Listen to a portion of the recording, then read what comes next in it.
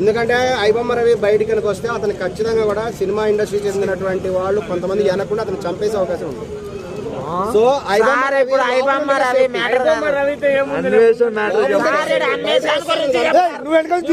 గురించి కాదు, గురించి కూడా చెప్తున్నాం.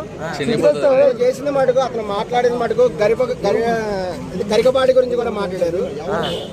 ఏదో కోసేస్తాడు గరికపాటి గారికి.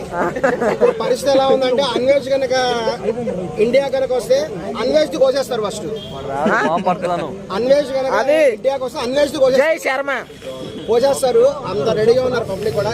హైదరాబాద్కే రాక్కర్లేదు, ఇండియాలో ఎక్కడికి వచ్చినా సరే అన్వేష్కి ఫస్ట్ కోసేస్తారు.